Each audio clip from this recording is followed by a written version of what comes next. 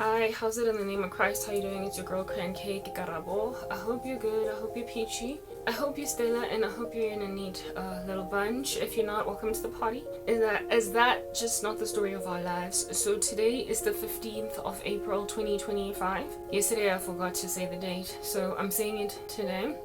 And it's a relative whatever, it's a persecuting day, okay? There's like a lot going on cosmically, and I am here to talk about that. I did make mention in yesterday's video that I am going to be recording pretty much daily or as frequently as I can in order for me to overcome this hurdle. I've just come out of a horrible space, a terrible environment, and I guess that's what we're gonna talk about today. But before getting into that, I guess want to put some caveats out there. Okay, so look, I said that I'm not going to do very many edits, but it appears I'm a creature of habit. I do have my computer, and I do have this phone on which I'm recording, even though there is another phone over here that I'm exporting from. So I very potentially might still engage in the laborious editing that I tend to engage in anyway. I don't know, but I think I've found a faster way to work, especially when I don't have animation. So maybe the thing that's gonna get my content posted faster is eradication of animation more than it is just eradication of like content, you know, like editing quality. I don't know, we'll see.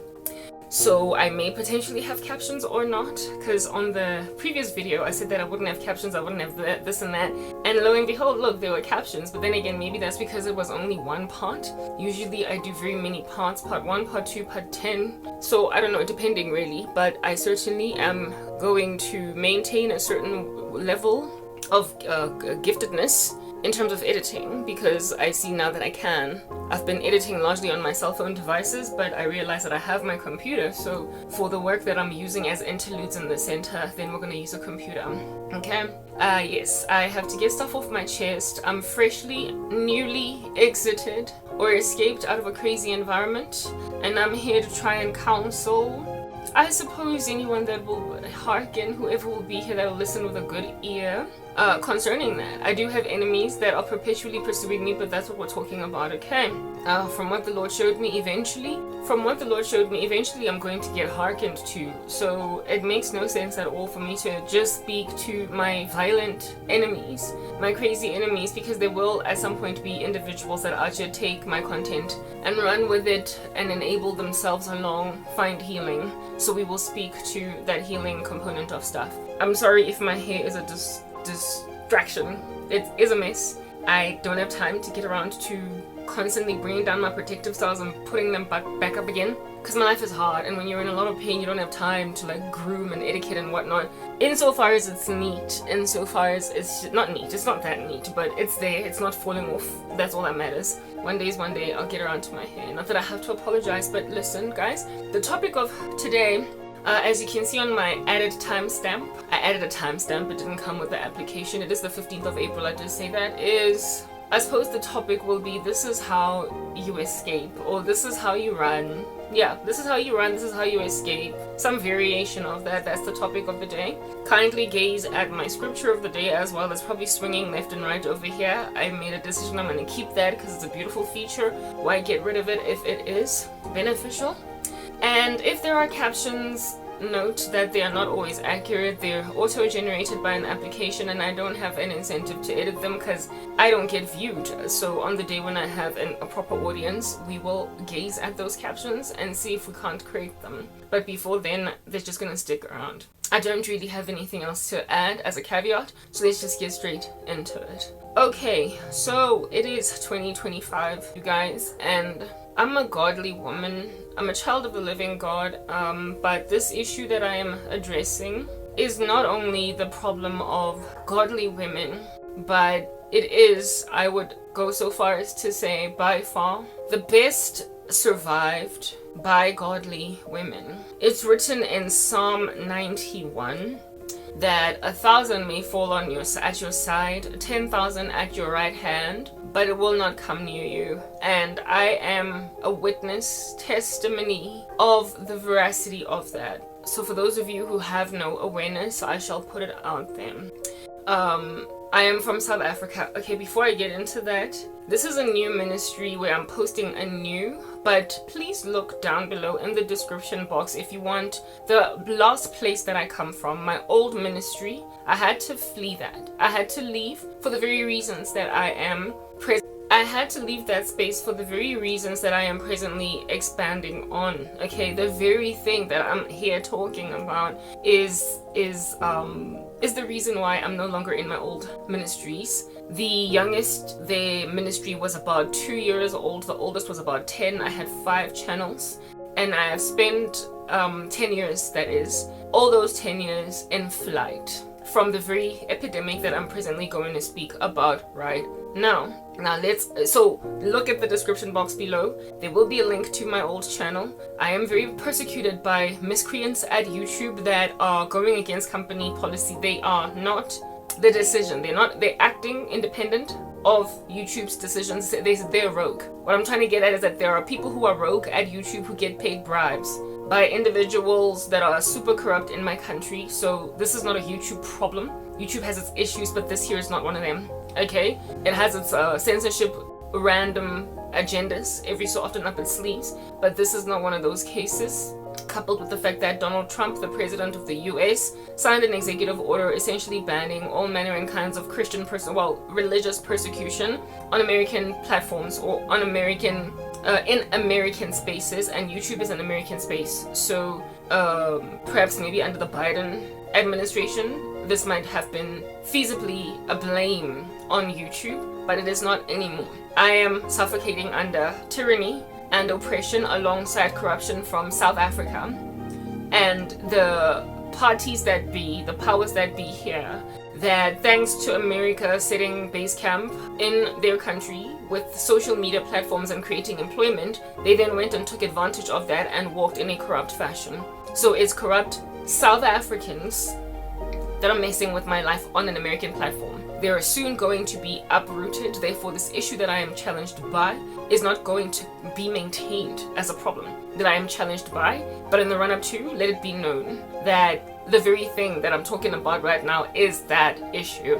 The fact that it is very easy for a certain kind of men in this country to essentially enable their cause along at the violent expense of women, sometimes even using women. The biggest of my perpetrators in terms of YouTube employees is a woman, and worse, a black woman, and she is enabling a cause or an agenda that is antagonized to the well-being of black women, especially in my country. So she is a betrayer and a hypocrite against her own gender.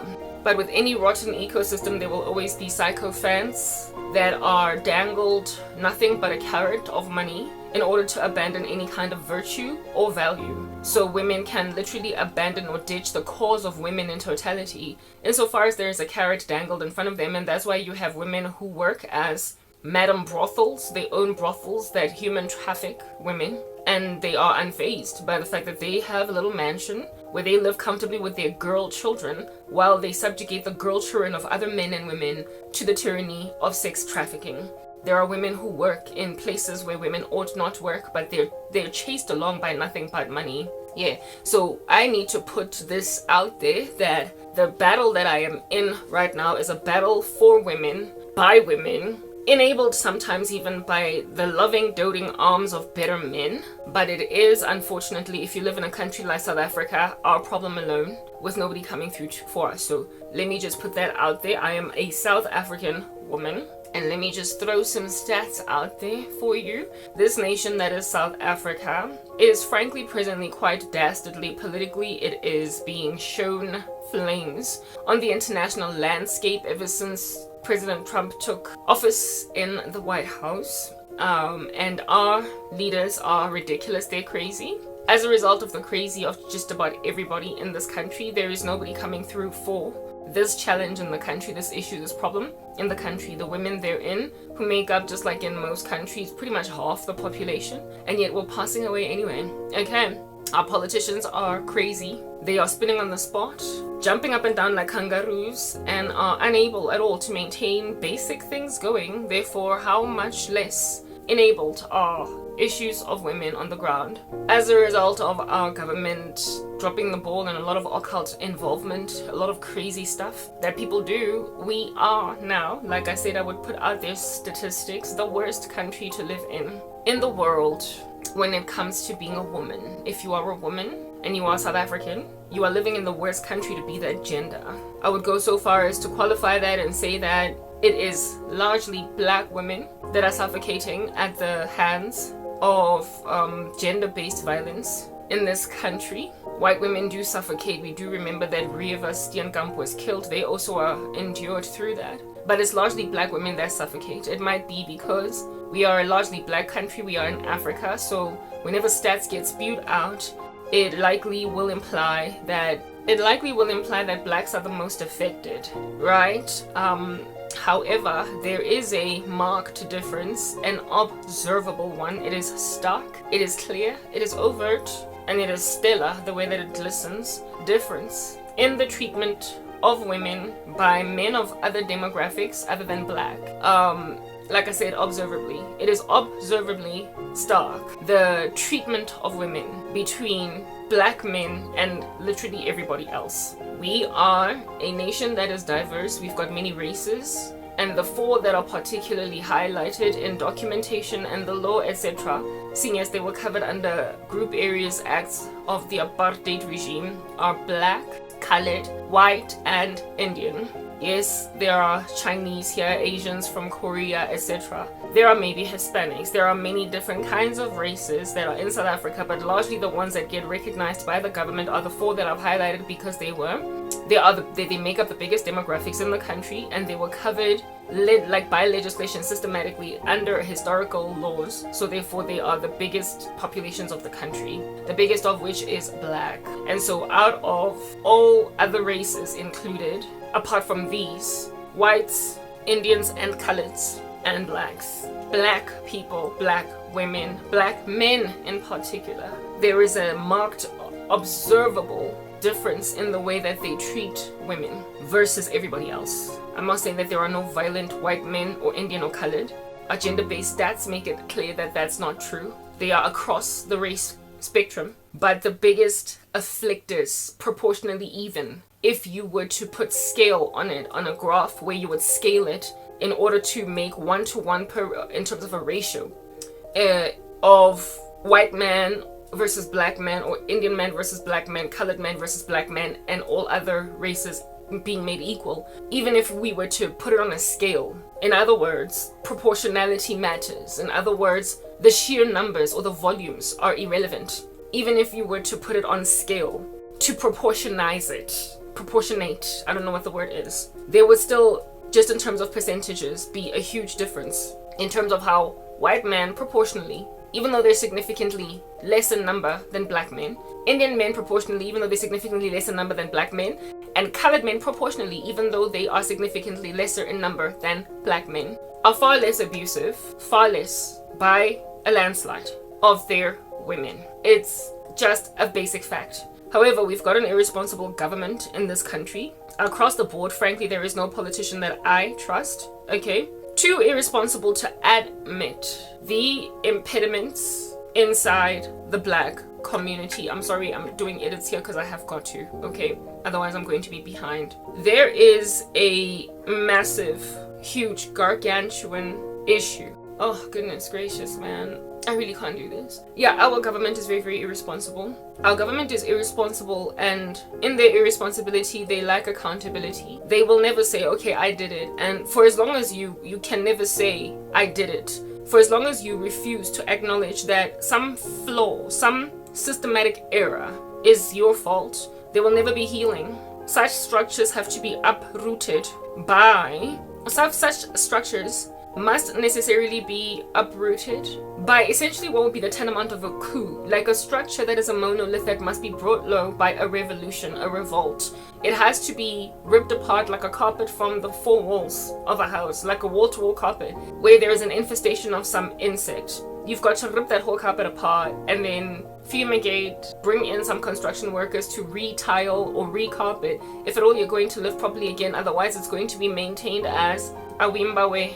some kind of a forest. It's going to be maintained as wildlife in your house, because some structures are impossible to cure, to heal with corrective action. Some structures cannot be regressed from a state of comprehensive decomposition back to some kind of semblance of a normal existence. So therefore, what's necessary is for complete erasure, complete deletion, complete replacement in order for there to be any kind of healing. So the nation, and I've been prophesying this a lot in my previous content in my old channel, so please go check them out in my description box below, that channel out. Absent of the whole thing being uprooted, that is the South African government, all of it, as in literally all of it, absent of it being uprooted, the country will never heal, because we've got these politicians who, if at all, they're white, sometimes they're Uncle Toms to the black government. If they're white, they're sometimes Uncle Toms in the sense that they don't rebuke the black government, or if they're white, they just get ignored in the National Assembly, like Athol Trollip, when they start to raise issues against indiscretions on the ground, in particular as they are performed by black politicians. So it's like nobody can catch a break. So therefore, there's literally, it appears, no way for anybody to go. And for as long as we've got an accountability unpreparedness, an accountability taking unpreparedness on the part of our leaders, I use that word very loosely, insofar as we've got that for a problem, nobody's, like, women, South African black women in particular, are going to suffocate. Okay, like, God made Eve for Adam. He made women for men, for us to be helper suitables to them. And when they drop the ball pertaining their responsibility to protect, to cover, to have our back, they subjugate a creation that came later, that came afterwards, to the tyranny of nakedness, to the tyranny of being abandoned to the elements. It's like a baby. I have a video that I have done where I indeed utilize the analogy of a brand spanking new baby to explain just how women are to men. Because just like women, we give birth to babies, and then, unlike some other animals in the wilderness, if we leave it there just lying, rolling around in its vomit and its feces, it will die. Absent of a human being being touched when it has just come out of a mother's womb, it literally can die. It will die. Human beings, not can, will. It is a determined thing. Human beings cannot survive without human touch, without love, without adoration. Do you understand? Without care. We have to be, like most mammals, raised by that which brings us forth, for us to be a thriving, going concern. Otherwise we will die. Even if we were to get fed intravenously by pipes, if we were to get fed intravenously by IVs, we will still perish with our basic needs met, because we don't have something so ethereal as human touch. It is important. Therefore, that which springs forth from you as a human being, given that you're not made like an animal that can abandon its young or eat its young after it's born, we necessarily comprehend as people that it's important to take care of babies so they can survive, so they can get to the age of 1 month, and then 2 months, and then 1 year, so babies can grow from strength to strength and not pass away from abandonment, because that's a total thing. Neglect can kill a newborn baby. We survive it as grown-ups because we eventually become self-sufficient, self-preserving, self-enduring, self-lingering. So we can take care of ourselves when we have been thrown in solitary confinement, when we've been thrown in isolation. We as grown-ups can still survive that. But there will be a severity of depression that could cause so much despondent and despair that you might end your own life, because there is a problem when there is no touch to the human being or company to fellow human beings. You put them in a position to die, and babies totally die altogether, literally physiologically. They pass away, their systems shut up when there is no care from a grown-up, when there is no affection, no holding the baby. I'm sorry, I struggle to multitask, but as soon as I am done with this edit, I will be 100% yours. Okay, yeah, so seeing as mothers bring forth, I used this analogy in one of my other videos. I'm sorry if I'm being repetitive, but I guess that's the nature of instruction, right? Seeing as babies pass away when brought forth from a mother that neglects it, or that dies and the baby's just left there. Eve came from Adam. She was made from his rib. So she is essentially like the almost equivalent tantamount genetically like offspring, except it's a wife. the Lord fashioned Eve from Adam. And so it was necessarily God's instruction that Adam should take care of Eve. Do you understand? It was bone of his bone, flesh of his flesh. Adam was to steward the human being that is in front of him, that is Eve, with carefulness. He was to gaze upon her safety with intentionality. It was important that Adam care that Eve is okay. And seeing as Adam was here first, it was also his duty to train her up on these streets, the ropes. He was supposed to show her the ropes. He was supposed to tell her what he named every animal. He was supposed to basically give her a tour of the garden, just like the way that you would if a friend came to see your house. It's your house. You've decorated it. If you don't give them a tour, you are an irresponsible host, and they are an abandoned or neglected guest in your house. And so when they leave you with a horrible review, you deserve it. That's what happened, right?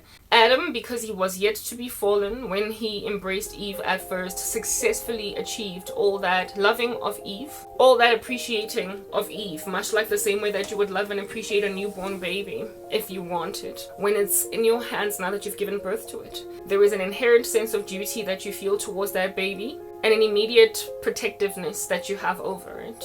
You know that it has to get to age 1, 2, 3, and that absent of you, it will not get there. There is an inherent understanding that this baby is in danger. It is a fatal mistake to abandon it. Therefore, in a similar state, it ought to be gazed, comprehended by men, that it is a danger, a fatal mistake. It is violently lethal to neglect women, to abandon them to the elements. You are putting them in a position to die very shortly after you ditch them. And thanks to not exercising self-control over your urges in this regard, you then eliminate, obliterate that which God literally put you to sleep in order to fashion for your benefit.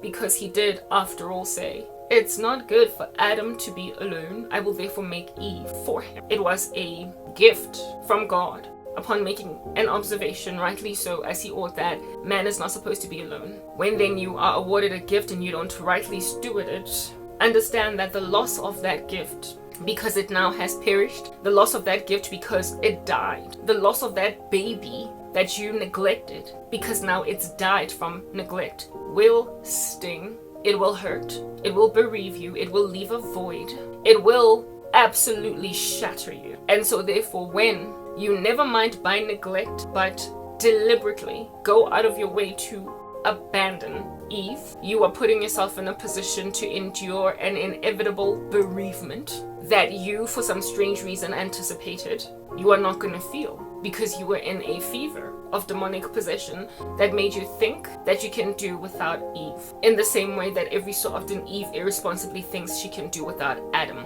I had a whole 11-part series that I recorded that I'm still gonna share, where I speak about this very issue, where I highlight on this very matter, that it's irresponsible for women to say they don't need men. Similarly too, it is irresponsible for men to say that they can do without women. Women were given men to steward, and women were given to men that men may steward them responsibly, and women were also then given instructions as to how to be under this steward. Same way that children have rules. They are not ever seen as children, seeing as they are the ones that we produce, we manufacture, we make them. They do not come out being the ones that we made a decision to bring into this world, rightly entitled to merely exist and then do nothing with the fact that we brought them into this place. Is therefore a flawed argument by a child to say, I didn't ask to be born, so please, I don't gotta listen to you. You're the one that decided to bring me into this place. God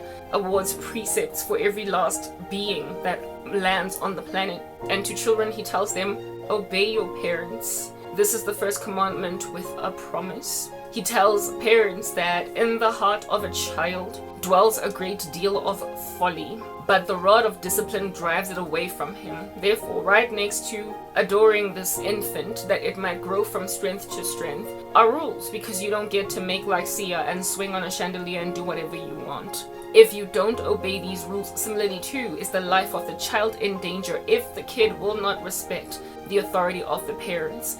They put themselves in harm's way when they ignore the rules of their mom and dad and of society in totality.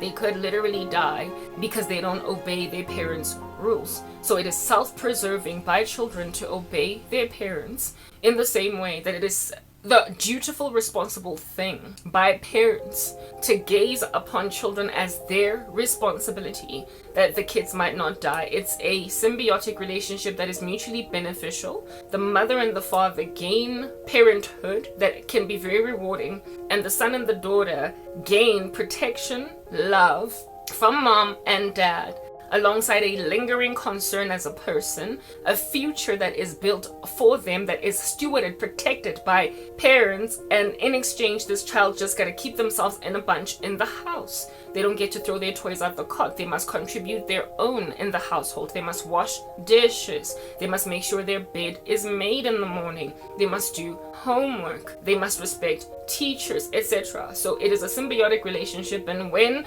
any of the parties in this ecosystem don't care to adhere to what God will tell them to do, of course structures fall apart, families fall apart, kids become miscreants, delinquents, full of misdemeanors, hard to manage, while parents just become these absolutely irresponsible, despondent randos that cause children to be traumatized from a plethora or a slew of random actions that they walked in thinking that kids can take it. Well, yes, Eve too popped out of Adam. She was suddenly there after she was extracted from his rib. He woke up from a deep slumber and discovered that Eve was right over there, and then said, "Oh, this at last is bone of my bone, flesh of my flesh." That was within no right standing for Eve to then be like, "I didn't ask to be here. I didn't ask to be made. I didn't ask that you should pursue me, Shelami. I'm not the one that saw me on the rugby field when I was cheering on the rugby team at the finals of some high school match. I did not, upon you being a little jock of a rugby player, upon you gazing at me in the bleachers, sitting over there, pom-pomming, cheering on the school team. I did not ask for you to land your lackluster eyes on me, gaze at me, and imagine me spectacular, pretty, and fantastic, or whatever. Enough for you to stumble around and trip on the rugby floor because I was so pretty, and then after the rugby match is over,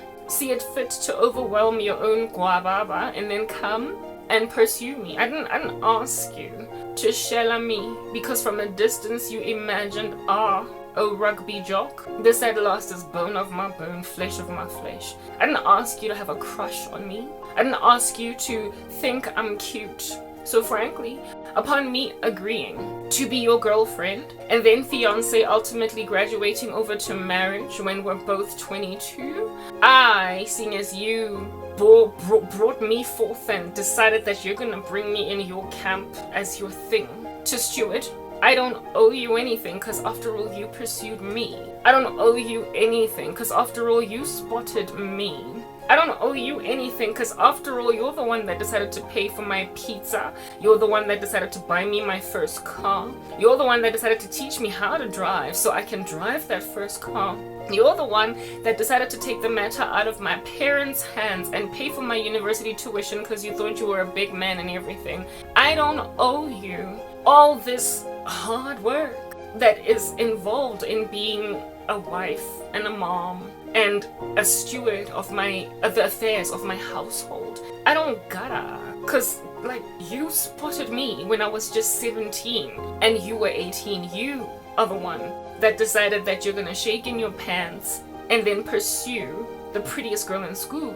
I don't owe you respect, honor, humility, alongside taking care of your gangster behind. Now that you're a grown man out here with a grown man job in corporate South Africa and you've lost your beef muscles from high school because you didn't make the university team, I don't owe you jack, especially considering now you've got cover. Eve can say that and Eve keeps saying that in 2025. But Eve could not be more wrong, because while it was indeed the prerogative of this jock rugby player Adam to pursue her from a distance, seeing something sparkling in the bleachers, this woman, by God's ordained instruction, automatically ought feel a sense of duty to serve, submit under the man that pursues her, that she agrees to be with. And when she then drops that ball, she then puts Adam in a position to also perish from neglect, abandonment, also perish from solitary confinement that can land a man over to suicide. Suicide, of which in this instance is largely spiritual more than it is physical, because death in the scriptures is described as spiritual. It commences at a spiritual level before it becomes physiologically a thing. Before you actually code and flatline, you are born spiritually coded and spiritually flatlined. We are born spiritually dead in sense that our parents conceive us, and there is none of us that does good, not even one, for all of us have sinned and fallen short of the glory of God. Therefore, given that we are born essentially hell-bound, absent of us embracing Christ, we will end up there anyway. Yeah. Spiritual death in this instance can be maintained in a man in the climate of a gangster female. It is written in God's word that a great girl in the life of a man is like a crown of glory on the head of this man, but a gangster Delilah woman is rottenness in his bones. Rottenness is a putrefaction, it is a decomposition process that lends a person over to the ground from where they commenced. Ashes to ashes and dust to dust, for from the dust you were manufactured, O Adam, and to the dust you will return, because you saw it fit to fall apart thanks to Eve, and you following after your wife when you were supposed to rather be the leader. You get recovered to the dust, and absent of embracing the second Adam, you do not get resurrected unto life, but rather to condemnation and everlasting strife. So, death in a human being is maintained, that putrefaction, that rotting, that perpetuating decomposition is maintained when they're in the company of nasty. When they're in the company of nasty folk, they are maintained in a deadness. Do you understand? And so therefore do not get defibrillated, brought back to life like Lazarus, who was told to come forth by Jesus. You don't rise again when you don't embrace the cross. There is no other name given among men by which we must be saved other than the name of Jesus. He is the way, the truth, and the life, and no one comes to the Father except through him. Okay.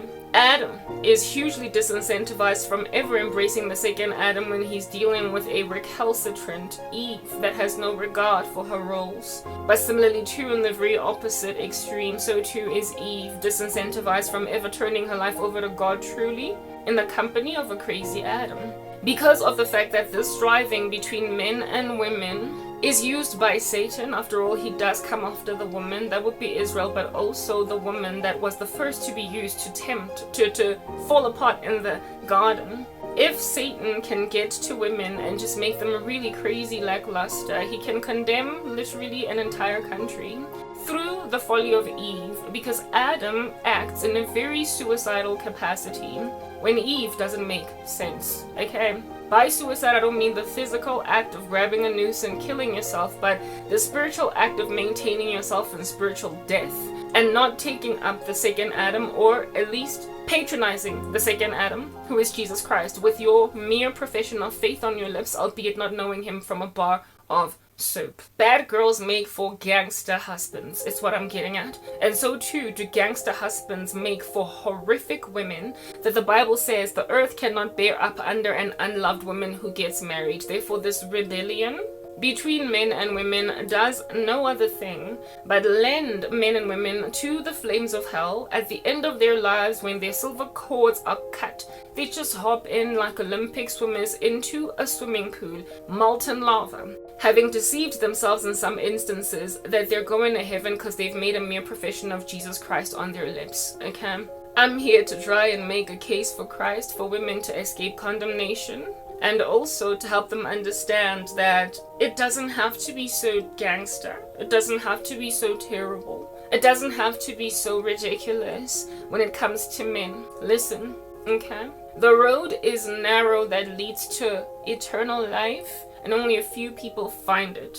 But the road is broad that leads to destruction, and most earth dwellers enter into it, and so they perish for all of eternity, dying a second death over and over again. It must therefore be comprehended that hard as it is to find a good man, it is possible, but that difficulty to find a good man is only because the Bible is true. The road is skinny like an anorexic that leads to life. And there's only a few of these men that find it. It's written in the Lord's word, a faithful man who can find. Same way that it's written in God's word in Proverbs 31, an excellent wife who can find. They are just as rare in each camp, and it is the prerogative of each camp dweller to wait on the way, the truth, and the life. No one comes to him, to the Father, but through him, to help them find each other.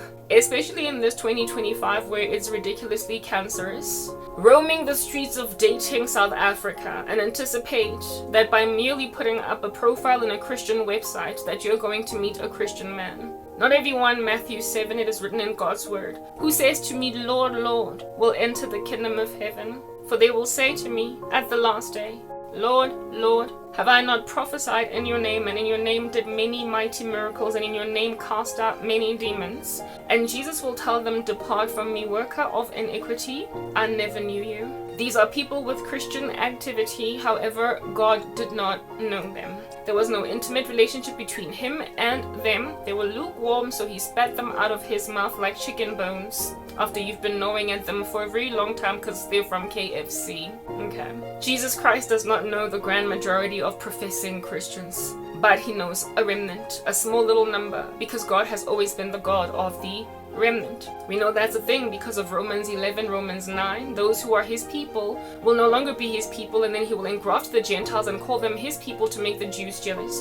In the end, in Jacob's trouble, only a remnant of Jews, a third to be exact, are salvaged for redemption. God has always been the God of the minority, evidenced even by Matthew 7, where the road is narrow that leads to life. It is also evidence to this narrowness and this therefore difficulty to find true saints in one of the Thessalonian books, where it is spoken that there is going to be a great apostasy in the last day. Many are going to depart from the faith. People are going to give heed to seducing spirits and doctrines of demons. I think it might be one of the Timothys as opposed to the Thessalonians, but it's in the Bible. They give heed to seducing spirits and doctrines of demons and having itching ears. This is now in 2 Timothy 3, I'm aware of it, or 4. They gather for themselves a great number of teachers to teach them what their itching ears want to hear. The 9-part series that is taking me 10 years to edit, in there I speak about these individuals that aren't truly of God but that claim to be. It is therefore not at all safe, even in the slightest, to throw yourself in a Christian website for dating, hoping that you're going to meet a Christian man because, like Karabo, you're like 40 years old. And the reason why I'm speaking about a Christian dating website right now is because social media is like Tinder for just about everybody. Even though you don't actually upload a profile for yourself intentionally in a dating website, you could end up meeting somebody the way that you end up meeting somebody in dating websites, by simply being present on social media at all. People can find you, all right? Especially when you have got an account that enables for direct messaging. YouTube doesn't really have that, but if a person goes into your, what do you call this thing? Into your main landing page as a content creator on YouTube, they can find your email address if at all you're any kind of responsible YouTuber, because if you are monetized or if you intend to get spoken to by people who might interact with your ministry, you have to put your email address down, because that's how brand deals get etched in the ground. That's how people communicate with you. But it's very hard to find this email address by Lay Janes and Lay Joes, because they don't know to go on the landing page on YouTube. But if you, as a content creator, which I do, have got a contact me in your description box, as in you make it clear that if you want to talk to me, you can holler at me, and you put that either in a pinned comment or in your description box below, they can just, you know, copy that email address, plonk it into an email, and then send you an email. And some of these people who are sending you an email are not merely trying to fellowship with you. They are not merely just trying to, you know, hang out with a sister in Christ or ask some questions out of curiosity. Essentially the purpose for which you put that email address down. Sometimes they're trying to pursue you, the same way that a guy scouring a dating website would try to pursue you. Because they find they basically swipe left, or is it swiping right or whatever, like on Tinder. They are interested in you and your profile. They like your photos. They like what you appear to be about. And so they are just sliding into your direct messages. That is a cesspool. Guys, I'm here to warn you. Okay, look, I'm pressed to pee. Let me go use the bathroom, and then we shall continue with this message.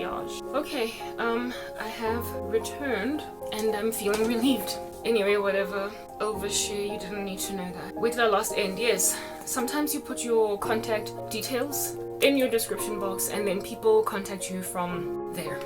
it's almost impossible in 2025, if you've got any kind of social media presence, for people to not slide into your DMs somehow, even if you don't put your email address out there, unless of course you are Elon Musk or whatever, where people absolutely and comprehensively cannot write you, they cannot send you a message unless you go out of your way to really just close off. That way people are just not going to find you. Also, as people can very easily find you, and also the possibility, the likelihood for a person to respond to a direct message is significantly increased when you are lowly, when you are essentially nobody, you haven't arrived, and when as a woman you don't have that protection that I spoke about, that Adam owes Eve, essentially just by mere virtue of him waking up and finding her there.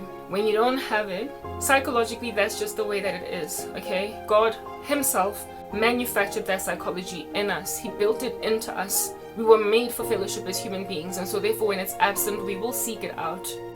Love thirst, that's why it's called a thirst trap. When some random dude is offering you some kind of service and making that an observation, therefore, upon offering you that service, that you're in dire need of it.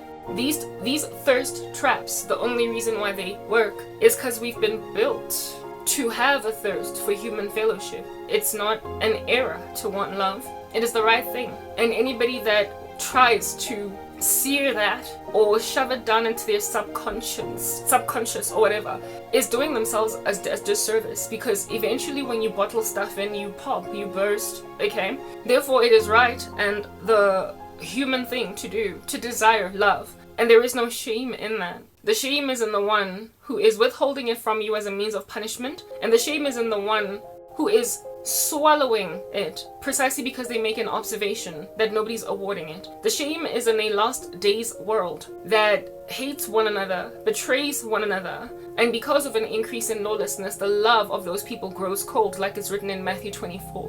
When people withhold affection from you, it is not shameful for you to still linger and long for it, because that's how God made us. Shame is on them. The shame is on the individual that's going out of their way to thirst you until you take anything at all. So the most vulnerable women, which is a video who are the audience that I'm trying to get to right now, among the most vulnerable women are those who have not been made to enjoy that which would be the responsibility of men in society, as they are ordained in such a fashion as that by God. Adam made, then Eve. Adam, upon observing Eve, inherently then understands a duty within himself to protect her, to shield her, to cover her, to have her back, to make sure that she is a maintained concern, something that's just going to keep on beating and beating and beating the heart therein. He had a prerogative to maintain that life force in her, so he immediately wore responsibility, a vestige of such responsibility as that, on himself prior to the fall. But, and I make mention of this time and time again in my other videos, so I'm not going to expand on it too much. The fall, God judged us as the human race, and among the judgments were, Adam, you're going to try and lord it over Eve with an iron fist. Essentially, you're going to be megalomaniacal and abuse authority, and Eve is going to so desire your affection and your protection. After all, she's like your baby. She's like your child. You know how a child is when you abandon it as a parent. It takes forever and a day for it to get calloused against you as a parent. It'll literally follow you around groveling for scraps of your affection. It'll cheer you on and protect you in school and not tell people that you're abusing it for very long before it eventually develops such a strong callous against an irresponsible parent that there's nothing you can do to recover that kid to the parent. How long did it take you if you've got a deadbeat dad? How long did it take you if you've got a deadbeat mom to write them off? I personally can vouch for that. My dad was a deadbeat dad, and it took me literally when I was finally working in corporate South Africa to finally write him off. All throughout my prepubescent, my preteen years, my primary, my preschooler years, my high school years, my adolescent years, and even early adulthood, I thoroughly was still trying to give this guy a chance. Because that's just what happens when you are progeny, when you are offspring, or when you are a derivative of some other human being. You will always want to see the best side of them. You will always make excuses for them. You will always have hope that they'll come around because they were made to love you. You came from them, and so they had a duty to love you. They were supposed to love you. And when they don't, given that you have no other mom, given that you have no other dad, you then will grovel at their feet all the way up until you're a young adult. You will grovel at their feet all the way until you're a young adult. But over time, the pain that they endure you through, just the yo-yo, the ping-pong match of insanity that they perpetually walk in, calluses you.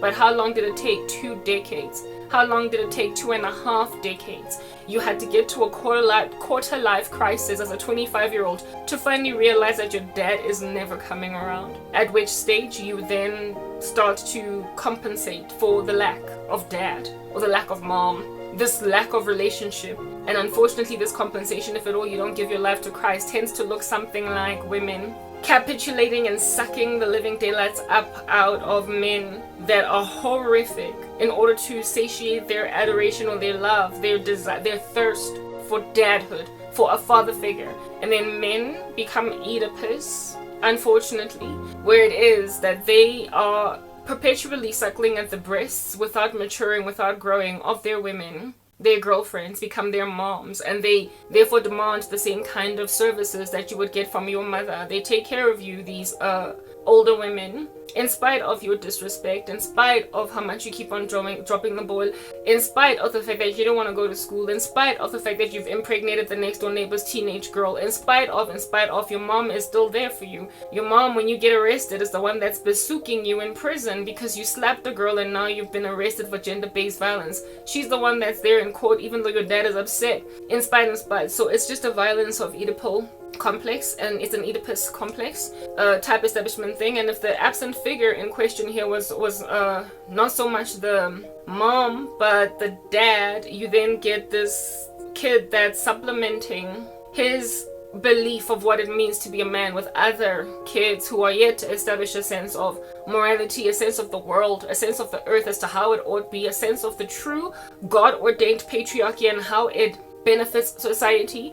And so they make their boys their dad figure. And seeing as you're all growing up, you're teenagers or you're young adults who are yet to establish any kind of responsibility in your bones, they then either become gangsters or just belonging to this like crazy man cave of misogynistic thought that hates women, and all they can do in this little hub is speak smack against the other gender that was made for them, that they have a duty to protect, and that they can callous over the years when they mistreat it until they become these bitter broads, these angry women, and in my case angry black women, that are essentially irrecoverable from the precipice of death due to how angry they are. And so the cycle goes on and goes forth. A lack of adequate parenting or a lack of adequate fathering or mothering, whether or not the parent is present in the household, not fulfilling their God-ordained functions, produces either of these extremes. In women, it makes them sappy for bad boys, and men indefinitely until they get calloused, while men just come up with their own doctrines of demons and destructive heresies as to how to be men because they are on a mission to handle women that need no handling. Yeah, that's what happens when you hope someone is gonna do better and then just doesn't. Okay? You hold on to them until you establish your own sense of how the world ought to be, but that is a reaction or a response to the pain, the lack, the irresponsibility on the part of a human being that calloused you against how you ought to be in the sight of God. Yeah, stuff like that happens. So therefore women, when they are like children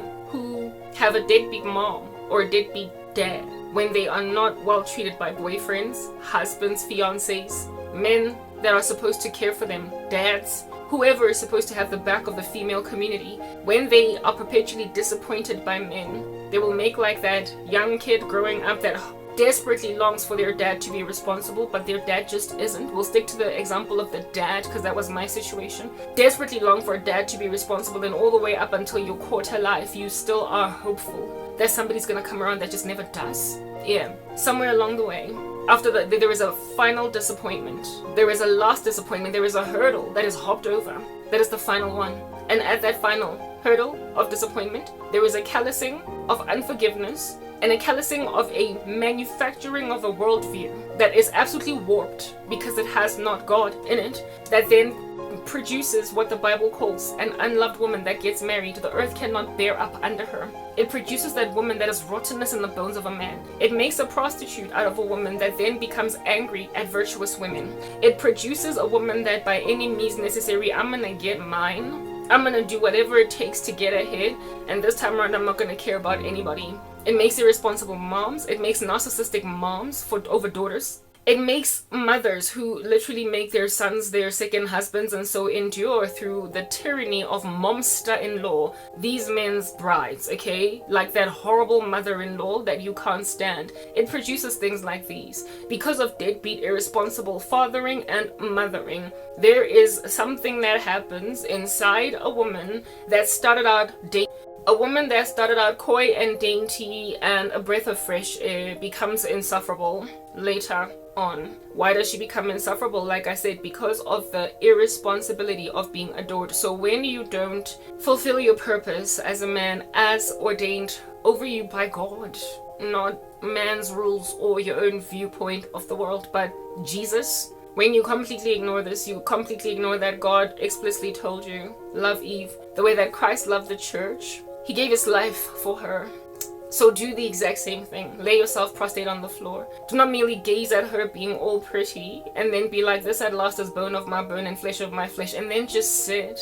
Gather dust. Expect yourself in a kingly demeanor to be fed, satiated by this groveling woman whose judgment was to essentially desire you for all the days of her life. That was Eve's judgment. Her judge, like proper, you know that it is a judgment. You know that it is problematic to imagine that there's nothing wrong, with women loving men, desiring them all the days of their lives.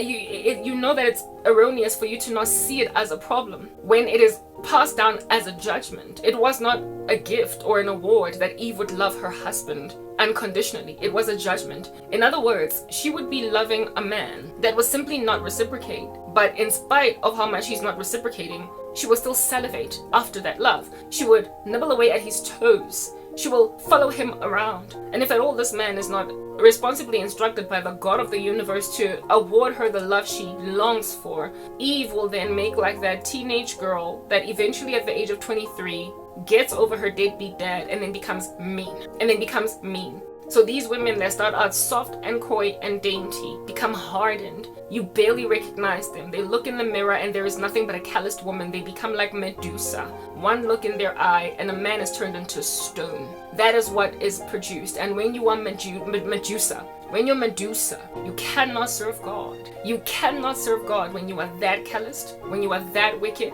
when you are that hateful of young women, when you are that resentful of your own children, when you lack desire for the bringing up of your own offspring, when you are a tactless mother that does anything at all to get ahead, when you keep on sleeping with all the butmadlisas of the suburb in order to pay for your child's school fees, you will not enter the kingdom of God. When you've got a mindset as a woman that I will do whatever it takes to get ahead because these guys ain't jack and they will keep on hurting you, so every man for himself, I gotta have mine, I gotta take care of